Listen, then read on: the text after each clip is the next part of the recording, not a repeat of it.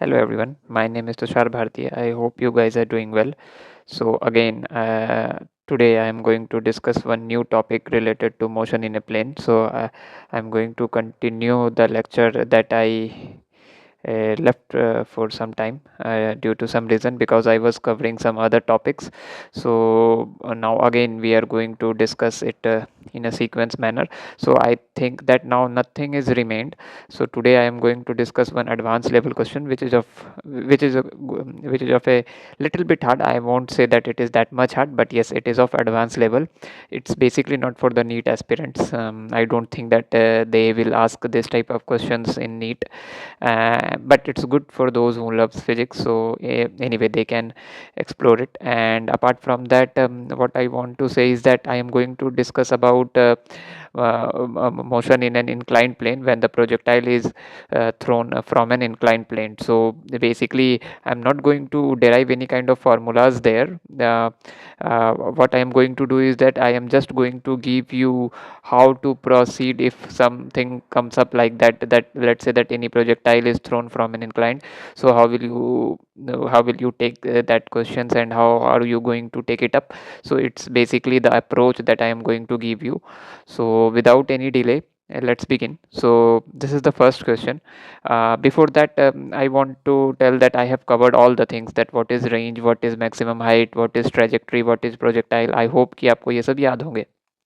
Kinetic energy of a particle, और मैंने angular momentum of A particle जब projectile कर रहा है तो सबसे टॉप मोस्ट पॉइंट पे क्यों क्या होगा वो मैंने छोड़ दिया है, क्योंकि अगर मैं सीरियल वाइज जा रहा हूँ तो एंगुलर मोमेंटम मैं आपको रोटेशन में ही लूँगा. ठीक है.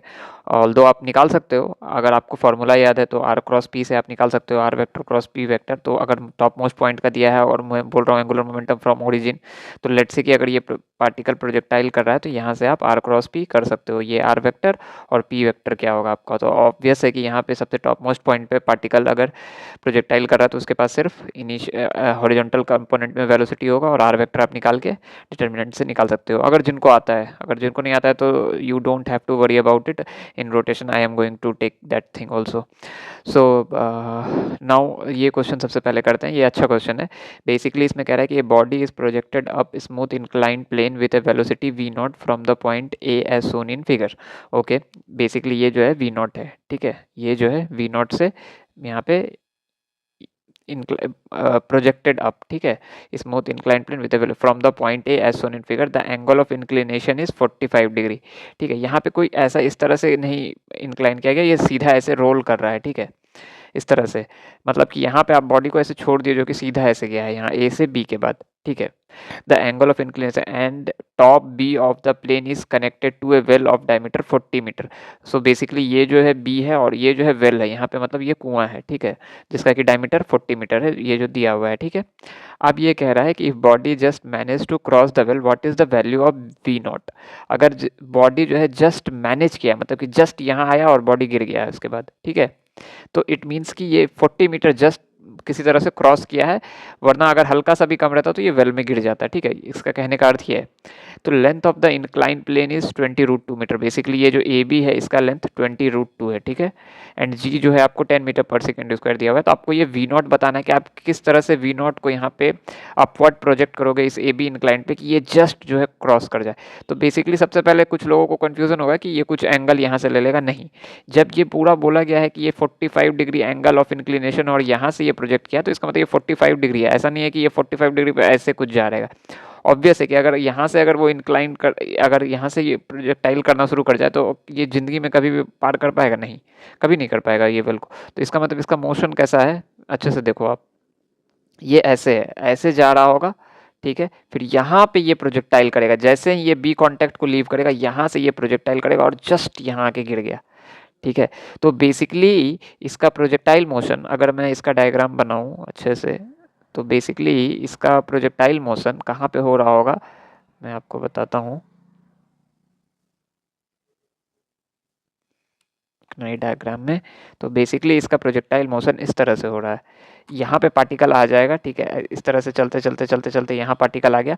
ठीक है. यहाँ से ये प्रोजेक्टाइल मोशन किया है और ये जस्ट यहाँ पे आके इसका क्या हो गया, यही ये बोला भी है कि it just manages to cross the well. तो बेसिकली इतना अगर यहाँ से ये प्रोजेक्टाइल कर रहा है, यहाँ तक तो ये रोल होता हुआ आया है डायरेक्ट, ठीक है, स्ट्रेट लाइन में, और यहाँ से ये प्रोजेक्टाइल किया और जस्ट ये आया, तो बेसिकली ये जो है इतना, अगर मैं बी से सी देखूँ तो ये बी से सी प्रोजेक्टाइल हुआ है और उसका जो रेंज है वो क्या है 40 मीटर, ठीक है। तो अगर मैं यहाँ पे वेलोसिटी निकाल लूँ तो मुझे तो पता है कि ये और ये तो हॉरिजॉन्टल है, पैरेलल है, ठीक है, हॉरिजॉन्टल भी है और पैरेलल भी है, तो ये 45 डिग्री है तो ये 45 डिग्री होगा।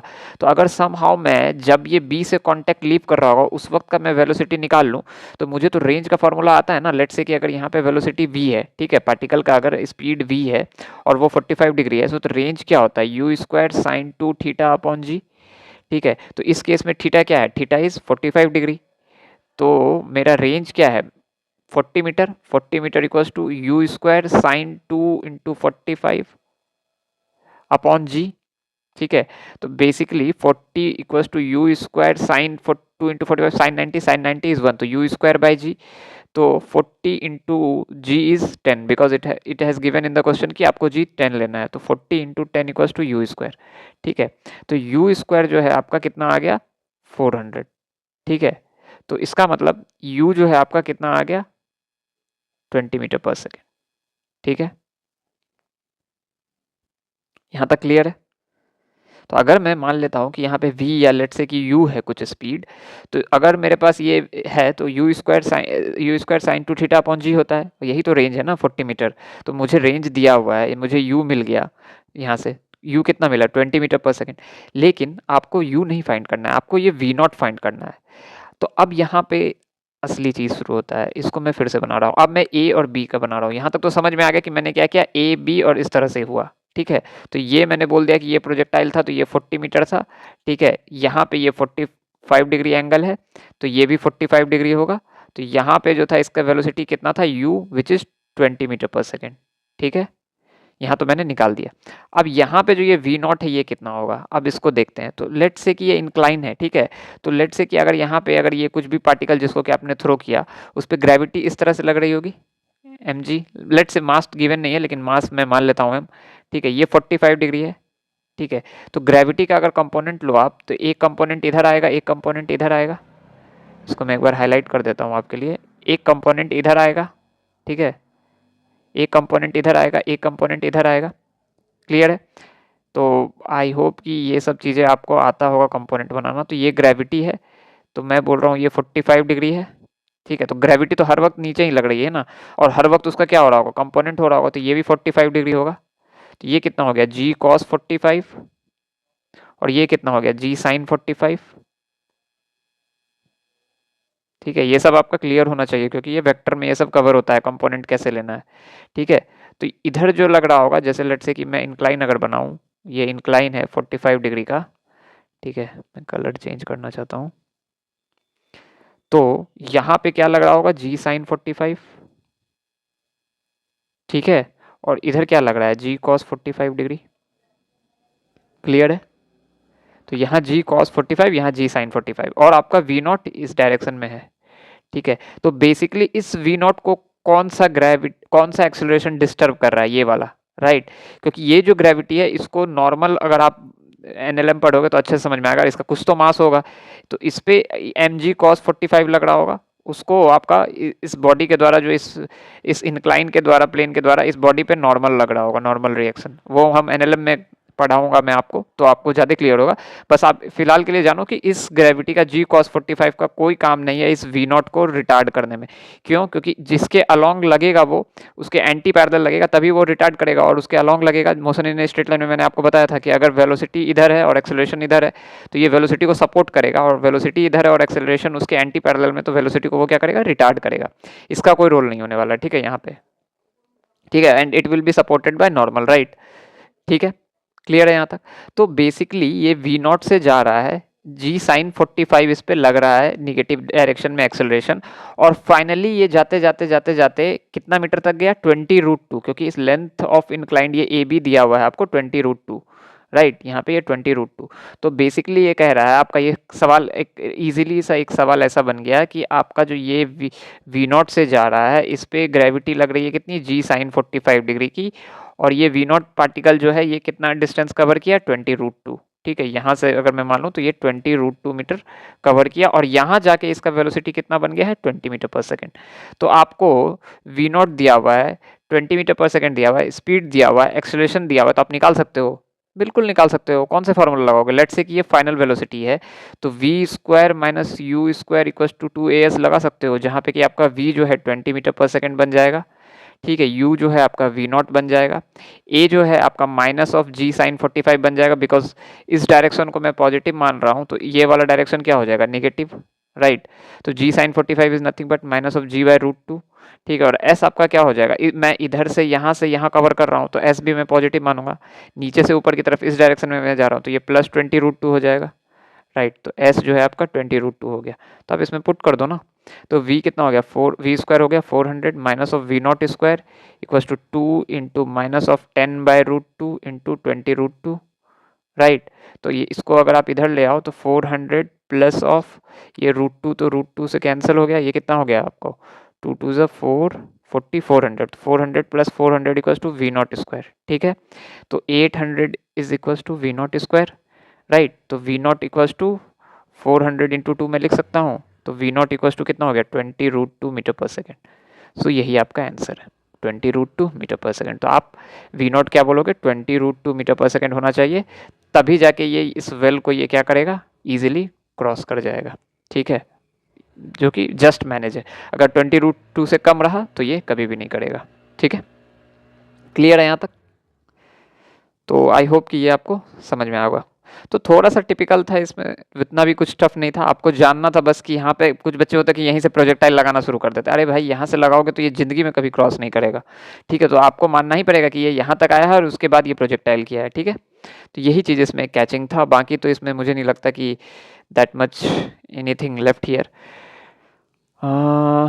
ठीक है, चलो ये हो गया। अब मैं चलता हूँ इस क्वेश्चन पे, ठीक है। ये क्वेश्चन मैं अभी नहीं करूँगा, बट मैंने आपको ये दिया है कि अगर आप कर सकते हो तो बताओ। बेसिकली मैं इसको आपको होमवर्क देता हूँ, एक बार आप इसको लेकिन पढ़ लो। ये कह रहा है कि a particle is projected from point A on plane B so that A B is equals to, ये आपको डिस्टेंस दिया हुआ है ए बी, ठीक है। ये ए बी डिस्टेंस आपको दिया हुआ है, तो ये बेसिकली ये डिस्टेंस आपको दिया हुआ है 2u square tan theta upon g√3 के टर्म में, ठीक है। इन द फिगर एज सोन, ये फिगर है आपका। If u is the velocity of the projection, u जो है वेलोसिटी ऑफ द प्रोजेक्शन है, ठीक है। और ये ए बी जो है एक तरह से कहो इंक्लाइन है, ठीक है। और इसका एंगल इंक्लाइन का थीटा है फ्रॉम हॉरिजॉन्टल, और जो आपने u से फेंका है वो 2 थीटा है फ्रॉम कहाँ? फ्रॉम हॉरिजॉन्टल, ठीक है। तो आपको बेसिकली थीटा बताना है, तो आप क्या कर सकते हो? तो इसमें आप अगर आपको इंक्लाइन का पता है या फिर आप ग्राउंड फ्रेम से भी चाहो तो आप कर सकते हो, ठीक है। 2 थीटा मान के भी आप कर सकते हो ये ए बी में। तो ये आप पे डिपेंड करता है कि आप इसको कैसे करते हो। तो इसको आप ट्राई करना, ज़्यादा हल्का सा कैलकुलेटिव है ये। अगर आप बाकी इसमें इतना कुछ तो कैलकुलेटिव नहीं है, हल्का कैलकुलेटिव है। लेकिन एक बार मैं इससे पहले ये आपको क्वेश्चन दिखा दिया हूँ, लेकिन अगर आप चाहो तो उसको अगर आपको पता है कि अगर इंक्लाइन प्लेन पे प्रोजेक्टाइल कैसे वर्क करता है तो वो भी आप निकाल सकते हो, ठीक है। तो मैं इसीलिए पहले इंक्लाइन प्लेन पे जाऊँगा। हालांकि आप इस क्वेश्चन को नोट कर लो, जब मैं अभी आपको पढ़ाऊँगा अभी मोशन इन इंक्लाइन प्लेन, तो आपको वहाँ पे प्रोजेक्टाइल इन इंक्लाइन प्लेन तो अच्छे से क्लियर हो जाएगा। तो चलो अब सिर्फ उस टॉपिक पे जंप करते हैं। Projectile on an incline plane, projectile on an incline plane, ठीक है।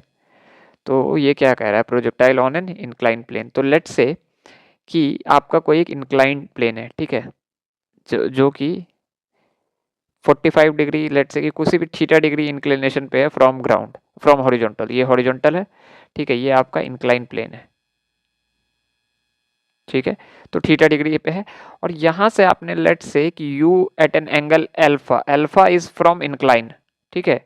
अल्फा जो है एंगल फ्रॉम इंक्लाइन है, angle from incline, not from horizontal. Mark my word, theta is from horizontal, मतलब कि इंक्लाइन प्लेन का एंगल है फ्रॉम हॉरिजॉन्टल, लेकिन अल्फा जो है जिस स्पीड आपने u स्पीड से फेंका है एट एन एंगल अल्फा, और अल्फा जो है एंगल है फ्रॉम इंक्लाइन। तो ये है, यहाँ से यहाँ तक का है बस, नॉट फ्रॉम द हॉरिजॉन्टल, ठीक है, ठीक है। यहाँ तक क्लियर है। तो अब ये जो है लेट्स से कि प्रोजेक्टाइल कर रहा है, आपने एक प्रोजेक्टाइल करवाया इस पार्टिकल को u से, ये स्पीड से, और अल्फा जो है एंगल है फ्रॉम इंक्लाइन। तो लेट्स से कि ये प्रोजेक्टाइल करता हुआ इस तरह से जाएगा, ठीक है। तो अब यहाँ पे दो चीजें होती है कि लेट्स से कि एक ऑब्जर्वर आपका इस इंक्लाइन प्लेन पे ही खड़ा है, ठीक है, ये इसको मान लेते हैं O2, O2 is the observer 2, और एक ऑब्जर्वर आपका ग्राउंड पे खड़ा है जिसको कि मैंने बोल दिया O1, ठीक है। तो ग्राउंड वाला को क्या लगेगा, आप अगर ग्राउंड से देखो तो इस उसके उस he will not bother about, he is not going to bother about this inclined, right. तो उसके लिए मैं ग्राउंड प्लेन के लिए बता रहा हूँ फिलहाल, तो उसके लिए वो बॉदर नहीं करेगा, उसके लिए ये सीधा सीधी बोलेगा कि मेरे लिए तो ये कुछ एंगल है। तो मैं अब फिलहाल इसको इंक्लाइन को डॉटेड लाइन से बना दिया हूँ, ठीक है। तो वो बोलेगा कि ये कुछ थीटा एंगल है क्योंकि यहाँ पे, तो वो बोलेगा कि कोई भी एक particle U at an angle alpha plus theta from horizontal से फेंका गया है, ठीक है। उसको तो यही दिख रहा होगा। लेकिन जो O2 है वो क्या बोलेगा कि अच्छा इसके लिए तो ये वाली प्लेन है, तो वो बोलेगा कि वो जो है एक पार्टिकल को प्रोजेक्ट किया गया with an speed u at an angle alpha from incline. तो उसको इस तरह का मोशन दिख रहा होगा, ये ग्राउंड वाले को ऐसा दिख रहा होगा, ठीक है। अब इस बंदे के लिए जो इंक्लाइन पे है उसके लिए मैक्सिमम हाइट लेट से कि यहाँ है, ठीक है। लेकिन क्या O2 O1 जो ऑब्जर्वर है जो कि ग्राउंड पे, उसके लिए क्या मैक्सिमम हाइट यहाँ पे आ रहा होगा? नहीं, उसके लिए समहाउ यहाँ आ रहा होगा, राइट। उसको यहाँ से तो पार्टिकल फिर नीचे जाते हुए दिख रहा होगा, तो उसको यहाँ पे मैक्सिमम हाइट दिखेगा, राइट। उसको पार्टिकल जो है डिक्लीन करता हुआ यहाँ से दिखना चालू होगा। अगर मैं हाईलाइट करके बताऊं तो उसको पार्टिकल जो है डिक्लीन करता हुआ, उसको पार्टिकल डिक्लीन करता हुआ यहाँ से दिखेगा, राइट, यहाँ से। लेकिन जो इंक्लाइन पे बंदा खड़ा है जो O2 ऑब्जर्वर है उसको यहाँ पे, यहाँ के बाद से ही डिक्लीन होता हुआ दिखेगा, लेकिन इसके लिए यहाँ से होगा। तो दोनों के लिए मैक्सिमम हाइट अलग अलग आएगा। तो अगर पूछ रहा है, अगर आपको क्वेश्चन में दिया गया है कि फाइंड मैक्सिमम हाइट, सिर्फ इतना दिया हुआ है, तो इट मीन्स कि that maximum height you have to report it from the ground. if it is says that you have to find out about the maximum height from the incline observer, तो आपका maximum height आपको समझ में आ जाएगा कि हाँ आपको incline plane के ऑब्जर्वर के हिसाब से बताना है, ठीक है। तो ये तो पहला चीज क्लियर हो गया। अब दूसरे चीज पे जाते हैं, ठीक है। लेट्स से कि अब मैंने यहाँ पे इस इंक्लाइन पे एक you speed at an angle alpha से फेंका है, ठीक है। तो इसका जो है अब मैं अब जो भी बात करूंगा मैं इस O2 ऑब्जर्वर के रेफरेंस में बात करूंगा, ठीक है, फ्रॉम O2 ऑब्जर्वर। ग्राउंड से मैं बात अभी नहीं करूंगा, उसका रीजन है क्योंकि मैं सिखाना चाह रहा हूं आपको अभी फिलहाल। तो उसके लिए तो प्रोजेक्टाइल ऐसा करता हुआ दिखेगा। वो क्या बोलेगा कि एक कंपोनेंट तो उसके लिए यू कॉस अल्फा हो गया, ठीक है, एक कंपोनेंट उसके लिए यू साइन अल्फा हो गया, ठीक है। अब उसके लिए ग्रेविटी जी ऐसे है, लेकिन उसको पार्टिकल ऐसा दिख रहा है, तो उसके लिए ग्रेविटी किस तरह से लग रहा होगा? उसके लिए ग्रेविटी भी तो ये लग रहा होगा ना, कंपोनेंट वाइज से लग रहा होगा। अगर जब आप ग्राउंड पे खड़े रहते हो तो ग्रेविटी डायरेक्टली ऐसे लगता है और वो कि वर्टिकल कंपोनेंट में लगता है, उसके पास हॉरिजॉन्टल नहीं रहता है। लेकिन यहाँ पे इसका एक एक तो अलोंग द इंक्लाइन लगेगा, एक परपेंडिकुलर टू द इंक्लाइन लगेगा। सो मैं लिख देता हूँ इसको, there will be two component of gravity, पहला अलोंग द इंक्लाइन, दूसरा परपेंडिकुलर टू इंक्लाइन, ठीक है। कब? फ्रॉम O2 ऑब्जर्वर पर्सपेक्टिव, ठीक है। इसके ऑब्जर्वर के पर्सपेक्टिव से इस U पे एक ग्रेविटी का एक कंपोनेंट इधर लग रहा होगा और एक ग्रेविटी का कंपोनेंट इधर लग रहा होगा, और वो क्या होगा मैं बताता हूँ। यहाँ तक भी क्लियर है?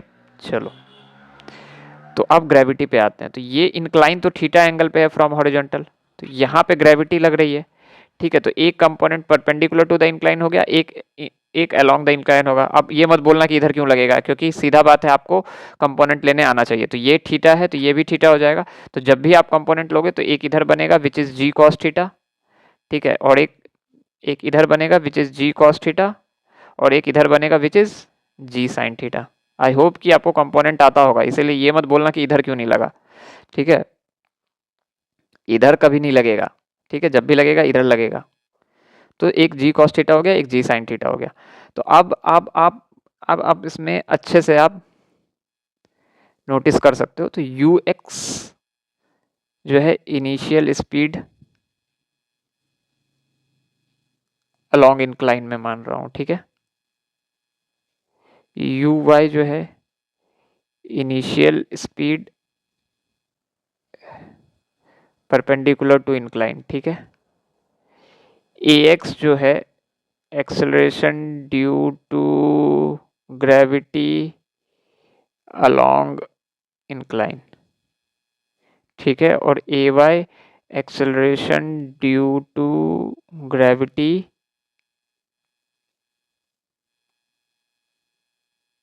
परपेंडिकुलर टू इंक्लाइन, ठीक है। तो अब यू एक्स क्या होगा, फटाफट बताओ। यू एक्स क्या होगा? यू एक्स कुछ नहीं होगा, इसको मैंने बोला क्या, इनिशियल स्पीड अलोंग इंक्लाइन, तो ये यू पे था, कंपोनेंट लो, ये क्या होगा, यू कॉस अल्फा, तो यू एक्स जो हो जाएगा यू कॉस अल्फा हो जाएगा। U Y initial speed perpendicular to the incline, perpendicular to the incline ये होगा, तो ये क्या हो जाएगा, यू साइन अल्फा, ठीक है। यू वाई जो हो गया आपका यू साइन अल्फा हो गया। सिमिलरली ए एक्स क्या हो गया है, acceleration due to gravity along incline, तो अलोंग इंक्लाइन ये है, तो जी साइन थीटा, साइन के साथ रखोगे तो minus of G sine theta रख देना, ठीक है।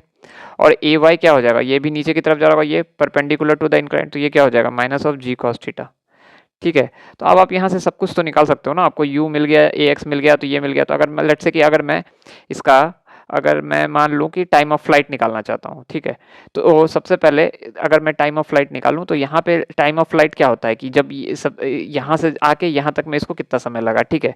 तो लेट्स से कि y और x तो मैंने बता दिया ना, इसको मैंने x मान लिया, परपेंडिकुलर टू इट इसको x, इसको मैंने y मान लिया, ठीक है। यही किया ना मैंने, तब तो मैं बोल रहा हूँ x मतलब क्या, अलोंग इंक्लाइन, y मतलब क्या, परपेंडिकुलर टू इंक्लाइन।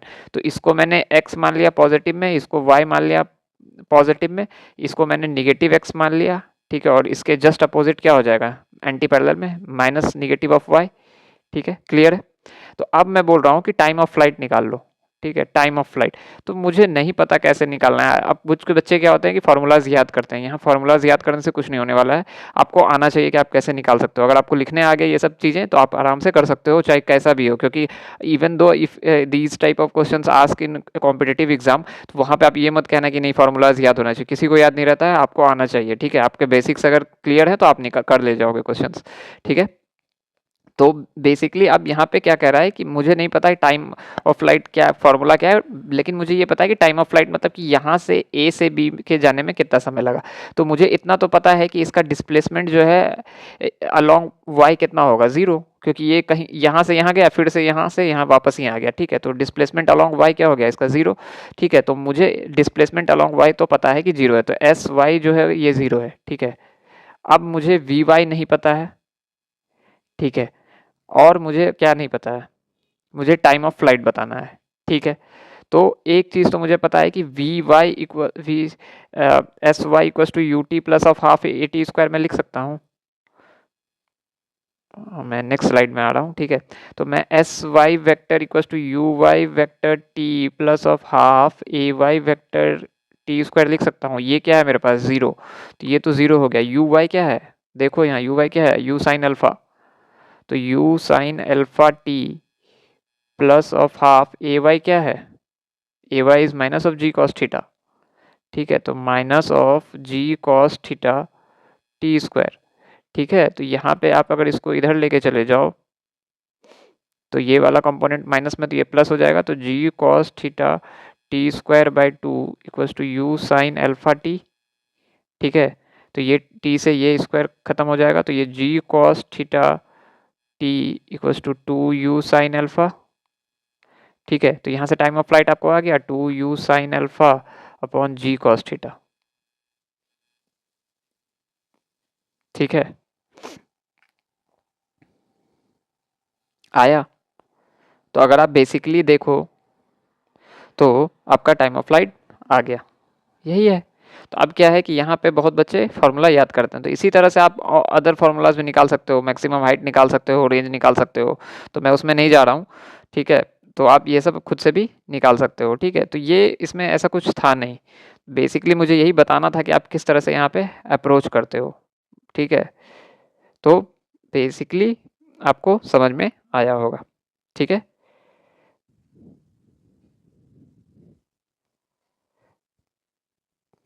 क्लियर है यहाँ तक? ठीक है। तो ये आपको क्लियर होना चाहिए। तो यहाँ से आप बाकी फर्दर चीज़ें भी आप निकाल सकते हो, थोड़ा सा कैलकुलेटिव है बट मैं उसमें नहीं जा रहा हूँ, ठीक है, आप कैलकुलेट करते चले जाओगे तो आ जाएगा। ठीक है, आप कमेंट सेक्शन में डाल सकते हो, अगर आपको नहीं आएगा तो मैं नेक्स्ट लेक्चर में और भी चीज़ें आपको ये बता दूंगा। लेकिन यहाँ तक मुझे लगता है कि अगर किसी को भी लिखने आता है तो वो रेस्ट बाकी चीज़ भी निकाल सकता है। अब जैसे कि अगर मैं टाइम ऑफ फ्लाइट दे दिया तो रेंज आप नहीं निकाल सकते हो, क्या रेंज क्या हो जाएगा। यहाँ पे SXT मत लिखना, ये मैं बता देता हूँ, यहाँ पे SXT लिखने की गलती मत करना। चलो ये भी एक क्लियर हो गया। मैं पूरा डिराइव तो नहीं करूँगा, लेकिन क्यों नहीं लिख सकते हैं एक चीज़ बता सकते हो क्या? Why we directly can't write range as UXT, sorry, not SXT but UXT. Why can't we write a range as UXT? Because in this projectile without an incline, सीधा जब मैं प्लेन पे कर रहा था तो वहाँ पे तो मैं UXT लिख रहा था, ये UX था, ठीक है, और मैं टाइम ऑफ फ्लाइट से मल्टीप्लाई कर देता था तो मुझे रेंज मिल जाता था।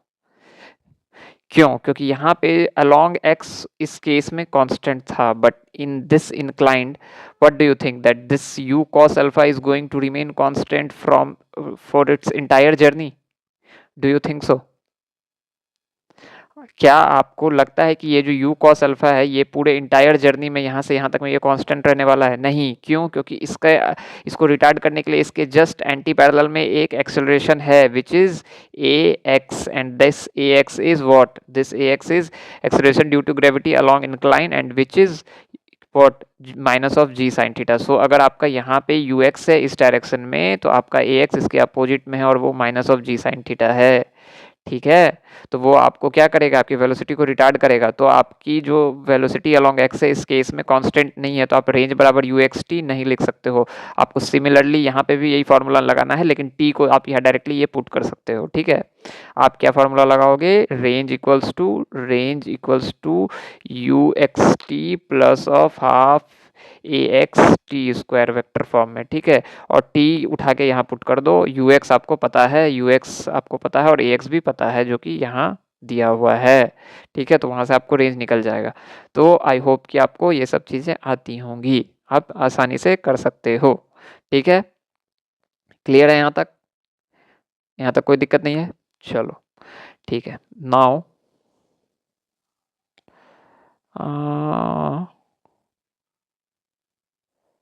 I want to take this question and after this I will end my lecture. Okay, so क्या कह रहा है ये कह रहा है कि इस क्वेश्चन को मैं पढ़ देता हूँ। ये अच्छा क्वेश्चन है, I mean उतना टफ नहीं है लेकिन ये ठीक क्वेश्चन है। ठीक है, A particle is projected at an angle alpha with the horizontal from point O on a plane। यहाँ से जो है प्रोजेक्ट किया गया है। ठीक है, from point O on a plane which is inclined at an angle beta to the horizontal. So ये जो OA इंक्लाइन है ये बीटा से है। ठीक है, यहाँ बीटा से है। ठीक है, to the horizontal and moves upward in a vertical plane containing the line of greatest slope through the point. मतलब कि ये जो है यहाँ से है, उसके बाद ये अपवर्ड ये जो है ऐसा मूव्स कर रहा है। The particle is moving horizontally when it strikes the plane at point A. तो बेसिकली ये u at an angle alpha से जो है प्रोजेक्ट किया गया विद द हॉरिजॉन्टल। मतलब ये u से आपने इस पॉइंट O से जो कि इंक्लाइन पे है, और ये OA इंक्लाइन है, और ये इंक्लाइन जो है बीटा एंगल से टिल्ट है फ्रॉम द हॉरिजॉन्टल। ठीक है, और ये एक लाइन गया हुआ है। ठीक है, इंक्लाइन का। ठीक है, और ये u at an angle alpha from horizontal से आपने प्रोजेक्ट कर दिया, और जब ये पॉइंट A को स्ट्राइक किया तो उस वक्त ये इस तरह से हॉरिजॉन्टली स्ट्राइक किया है। ठीक है, ऐसा। ठीक है, अब मैं इसका एक बार डायग्राम बना देता हूँ, फिर बताता हूँ रेस्ट चीज़ें कि ये क्या पूछ रहा है। ठीक है,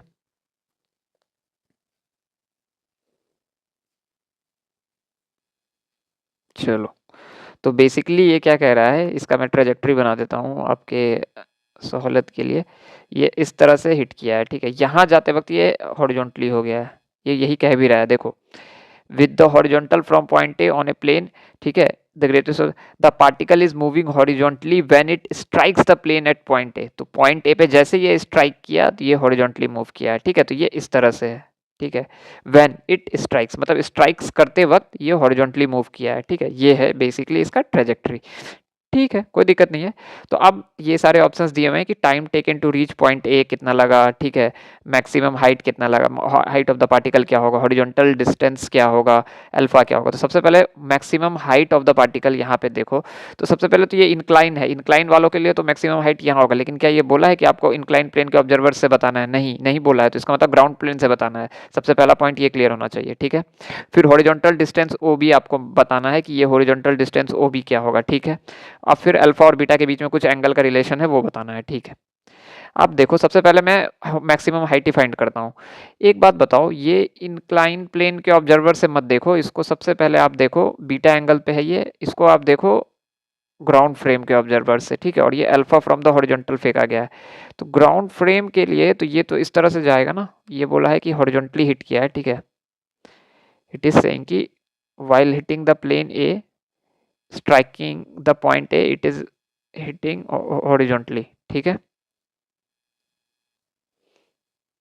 ये इस तरह से हिट कर गया, ठीक है। ये जो है पॉइंट ए है और ये पॉइंट ओ है।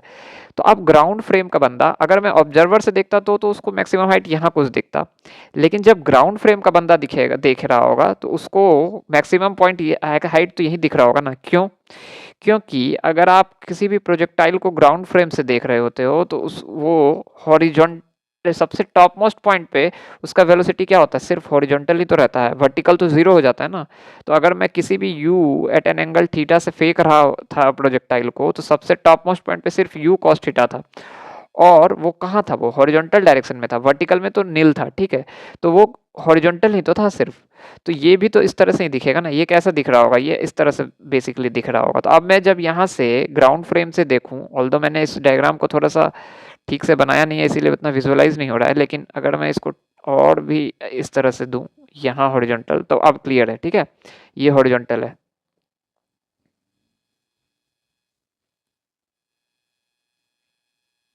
ठीक है, ये क्लियर है। तो अगर मैं अब इसको देखूं तो ये ग्राउंड फ्रेम से देखो तो ये कैसा लग रहा होगा, इस तरह से। उसके बाद ये फर्दर गिरता हुआ दिखता है लेकिन यहीं तक आता है, तो ये तो उसको टॉप मोस्ट पॉइंट दिखेगा ना इस वाले को, है ना। तो ये तो इसको टॉप मोस्ट पॉइंट दिखा, ठीक है। तो यहाँ तक समझ में आ गया। तो ये तो उसको टॉप मोस्ट पॉइंट दिखा, ठीक है। चलो, और यही बी है और ये ए है, क्योंकि ए से ही परपेंडिकुलर पे ये बी गिरा हुआ है, ठीक है। तो ए जो होगा ये इसके लिए टॉप मोस्ट पॉइंट हो जाएगा। तो a is top most point of projectile for the projectile for the observer on ground। Incline वाले के लिए कुछ और होगा, ठीक है। और बेसिकली मुझे मैक्सिमम हाइट पूछा है और कुछ नहीं मेंशन किया, तो वो ग्राउंड फ्रेम से ही बात किया गया है उसका, ठीक है। तो अब उसके लिए मैक्सिमम हाइट का क्या होता है, मैक्सिमम हाइट का फॉर्मूला याद है। मैक्सिमम हाइट का फॉर्मूला होता है you square sine square theta upon 2g। तो यहाँ थीटा क्या है आपका, अल्फा है, ठीक है, theta is alpha.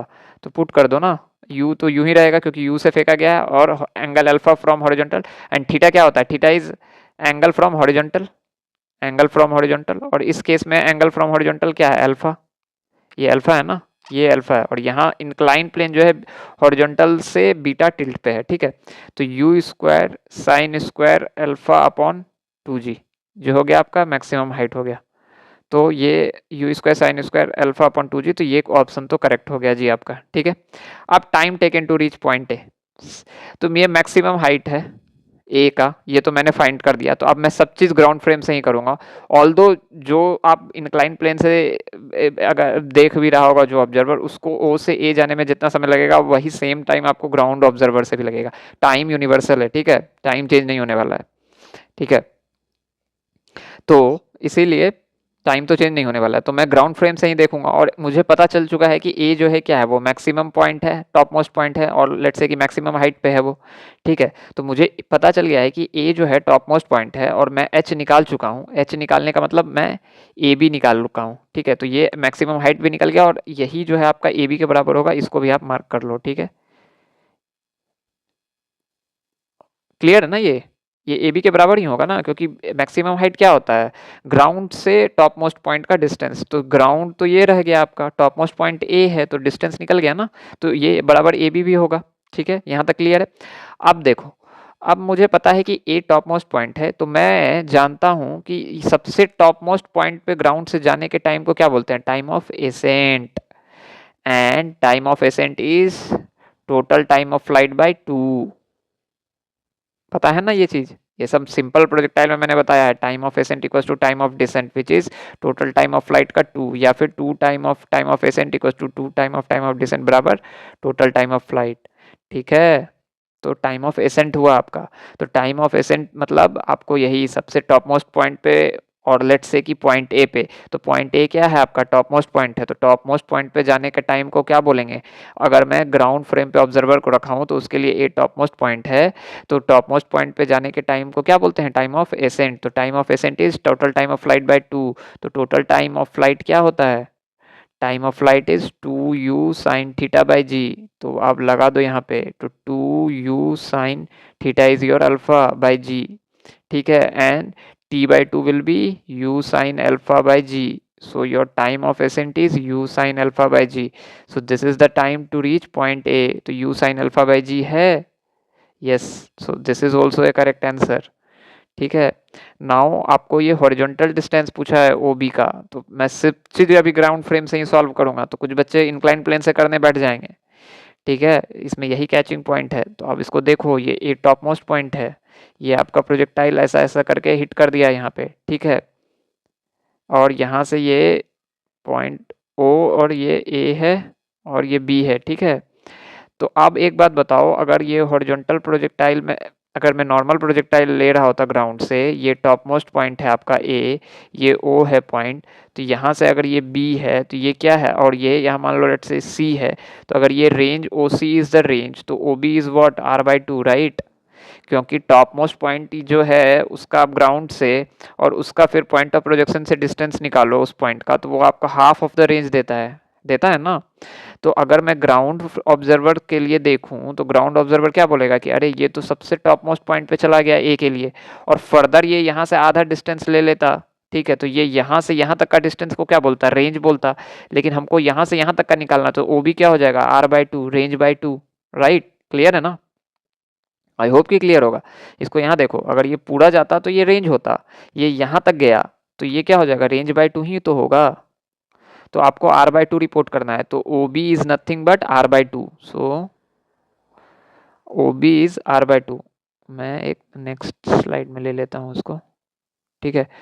OB is R/2, so range R/2, तो रेंज क्या होता है, R equals to range, range का फॉर्मूला क्या होता है, U square sine 2 theta by g. तो यहाँ पे क्या हो जाएगा, थीटा इज अल्फा, ठीक है, तो U square sine 2 alpha by g, ठीक है, तो रेंज बाय 2 क्या हो जाएगा, U square sine 2 alpha by 2g। तो यही आपका OB के बराबर हो गया, ठीक है, तो U square sine 2 alpha by 2g। तो आपका OB जो है U square sine 2 alpha by 2g है, horizontal distance which is OB is this one. तो this option is also correct. Now आपको अल्फा और बीटा के बीच में रेंज निकालना है, बहुत ही ईजी है, बहुत ही ईजी है। थोड़ा सा बस आपको इसमें हिंट लगना चाहिए, अगर हल्का सा भी आपको दिख गया तो ये बहुत ईजी है। ये एंगल बीटा है, ठीक है, ये O है, ये पॉइंट A था और ये पॉइंट क्या था, B था। OB is what, range, and AB हमने निकाल रखा है, AB क्या है ये देखो, U square sine 2 alpha by 2g, sorry. तो AB जो है आपका क्या है, U square sine 2 alpha by you square sine square alpha by 2g। तो यहाँ पे लिखो AB जो हो गया U square sine square alpha by 2g हो गया, ठीक है, मैं इसको लिख देता हूँ, यही है, हाँ, U square sine square alpha upon 2g। और OB हमने जस्ट निकाला U square sine 2 alpha by U square sine 2 alpha by 2g, ये जो है आपका क्या है, OB है, ठीक है। तो अब इसमें आपको कुछ नहीं करना है, टेन बीटा निकालना है बस। तो tan beta is nothing but AB by OB, तो ये आपको अपने आप रिलेशन दे देगा। तो tan beta equals to AB by OB, तो क्योंकि परपेंडिकुलर अपॉन बेस होता है, परपेंडिकुलर अपॉन बेस, राइट। तो परपेंडिकुलर भी आ गया, बेस भी आ गया, तो परपेंडिकुलर अपॉन बेस है तो AB लिखो यहाँ पे, U square sine square alpha upon 2g। इसको बेस OB को अगर लिखोगे तो ये multiplied by 2g upon U square sine 2 alpha लिख सकते हैं अपन। तो 2g से 2g कैंसिल, U स्क्वायर से U स्क्वायर कैंसिल, ठीक है। तो tan beta is equals to sine square alpha upon sine 2 alpha आ गया, ठीक है। तो अब अगर आप साइन स्क्वायर अल्फा को ऐसे रहने दो, साइन 2 अल्फा को आप क्या लिख सकते हो, 2 sine alpha cos alpha, right.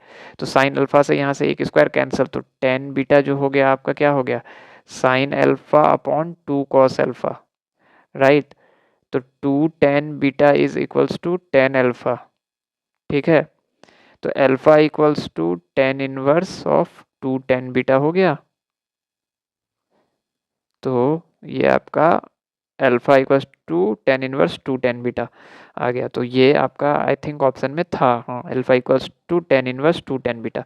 So all options are correct, A B C and D all are correct, ठीक है।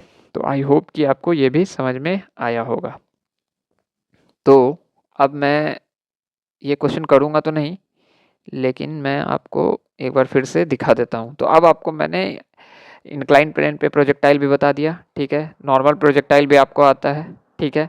तो अब आप निकाल सकते हो यहाँ पे थीटा। आई होप कि आपको आता होगा। अगर आप नहीं निकाल पाते हो तो मैं आपको नेक्स्ट लेक्चर में ज़रूर बताऊँगा, ठीक है। तो तब तक के लिए आप इस लेक्चर को देखिए, समझिए। अगर कुछ डाउट आता है तो आप कमेंट सेक्शन में पूछिए। Till then tata bye bye, you take care of yourself. आप मेरे चैनल को लाइक कीजिए, सब्सक्राइब कीजिए और show your love to this channel, share as much as you can. So like my videos, subscribe my channel, and keep learning physics. Take care of yourself. Tata, bye bye.